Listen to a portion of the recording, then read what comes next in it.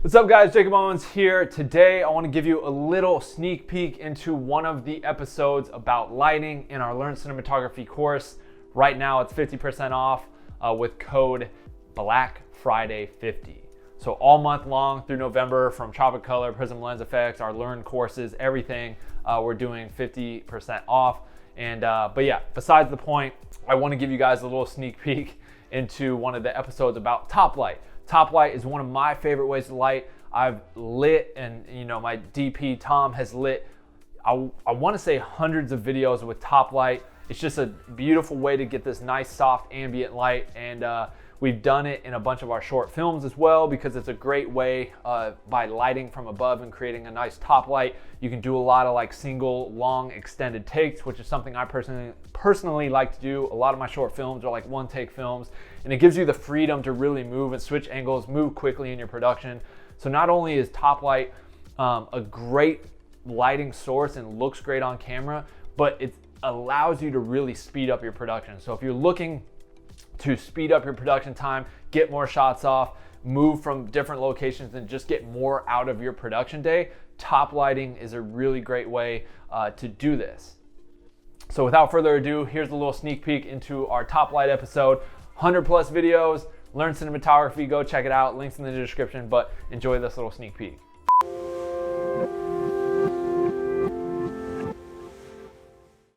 So next up, we're gonna move into and talk about top light. What is top light, and what are ways we've used it in the past and how you can use it?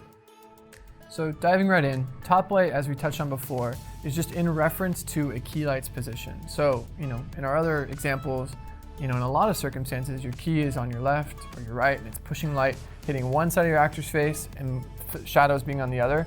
This is basically flipping it from the side to the top. You're keying from above, so where your shadow side would normally be on the other side of the face, the shadow side is now underneath your actor. So there's something you want to actually kind of look for, is making it as soft as possible. And you kind of hear the term softbox, thrown around in music videos and lighting terms, because when you use a hard light to sort of key from above, you get something that's very unflattering. I tend to call it owl eyes. It's where the bridge of someone's eyes actually ends up casting a shadow, and it's pretty tricky, to kind of get rid of. So by making your source as big as possible and doing like a softbox for your top light, you can get some really cool effects.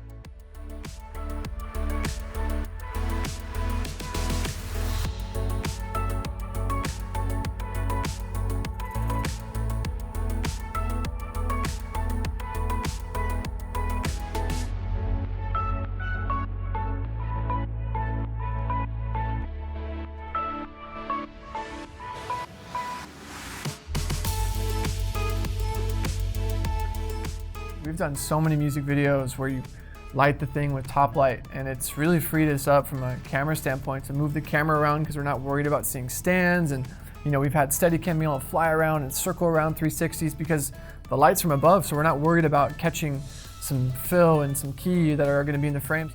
I think instances where top light makes sense from a story standpoint or narrative standpoint, or in like interview interrogation scenes. I think we've seen them depicted in like The Dark Knight, and just something about being in an interview setting.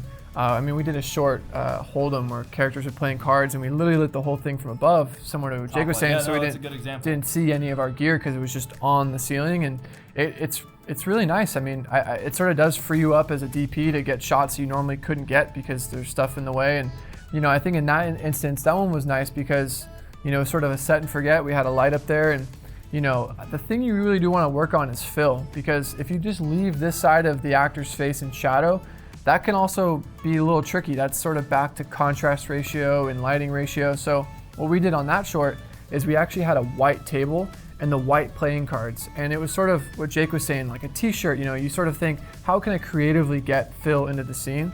And in that instance, we used. Hopefully you guys enjoyed that little peek.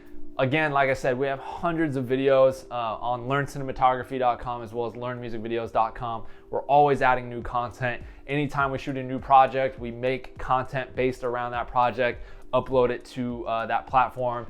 We're just looking to create high-level industry content for you guys on those platforms. So if you want to learn how just the industry and reel sets are run, go check all that out. Links will be in the description below. As my dogs are, they're singing me out right now, so without further ado, I'm out. Peace.